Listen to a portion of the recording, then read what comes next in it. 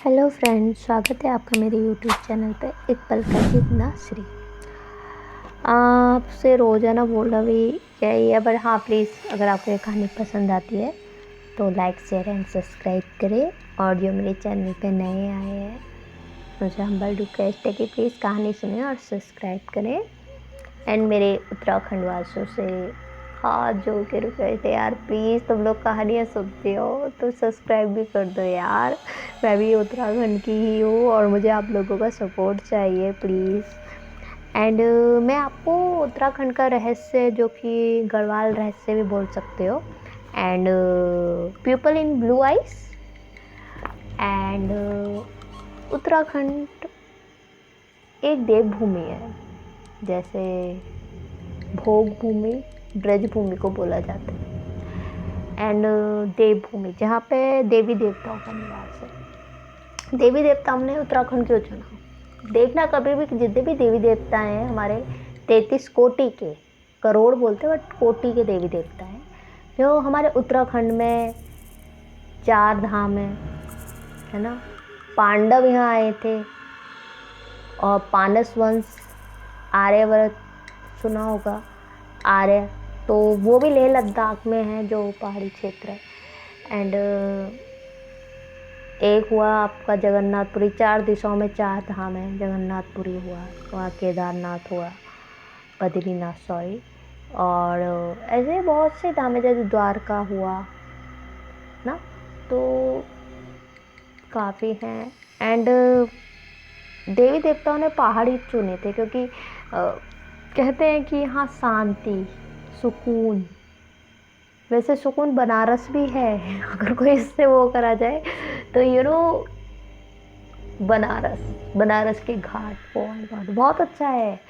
But कोई बात नहीं, मैं आपको उत्तराखंड का बता रही हूँ तो मैं आपको उत्तराखंड से रिलेट करूँगी कि उत्तराखंड ना स्वर्ग देखा है, क्योंकि हम बोलते हैं स्वर्ग नर्क यहाँ होता है।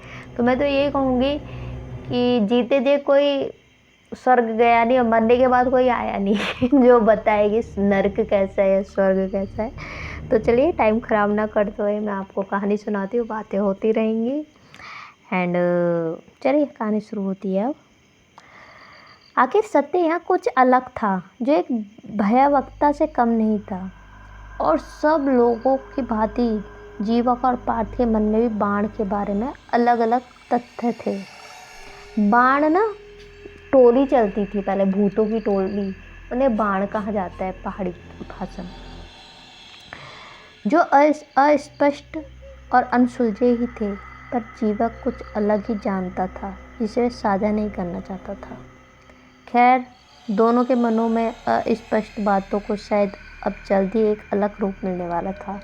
ये बातें उन दोनों के मन में चल रही थी।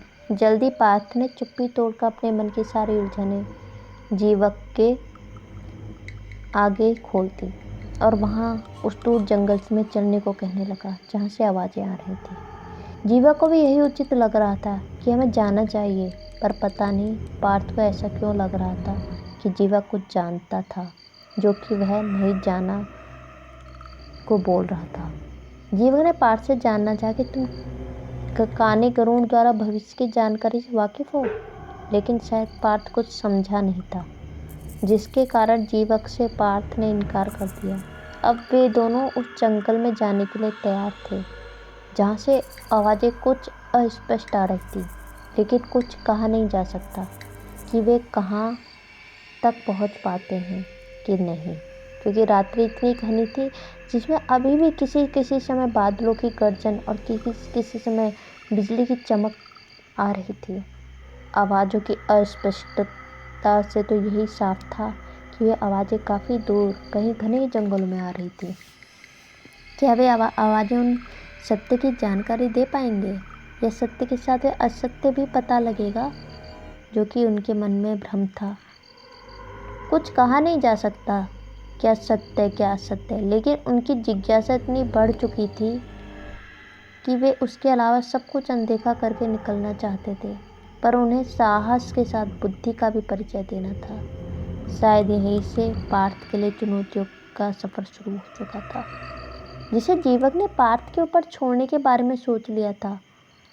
पार्थ स्थिति को समझ गया। उसने अपने पिता जीवक से कहा कि मौसम आज अनुकूल नहीं है, जिसके कारण हमें कल के बारे में सोचना होगा, क्योंकि अगर कोई शत्रु जंगलों में छिपा होगा तो हम अंधेरे में उन्हें नहीं हरा सकते, और ऊपर से सारे लोगों को भी जागना उचित नहीं होगा, वह भी बिना पूरी जानकारी के। जीवक ने भी पार्थ की बातों को महत्व दिया और संकेत दिया कि हमें सतर्क होना चाहिए, फिर भी कुछ भी हो सकता है। पार्थ ने पूरी तरह भरोसा दिलाया कि वह सतर्क रहेगा और तैयार रहेगा उस अनजान शत्रु के लिए।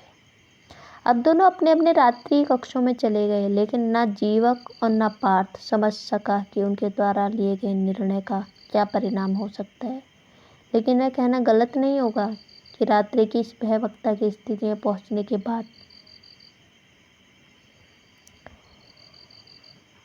इनका अपने रात्रि कक्षों में जाने पर कुछ टल सकता हो, क्योंकि जो होना है वह किसी के जाने या ना जाने से रुक नहीं सकता। अंत वक्त की गति उनके कारण नहीं रुकने वाली, उनकी ओर संकट के रूप में आ रहा है। तो आज की कहानी इतनी है, एंड आगे की कहानी आपको कल मिलेगी। तो आपको अगर ये कहानी पसंद आती है तो लाइक शेयर सब्सक्राइब करें, and thank you so much. शुभ रात्रि।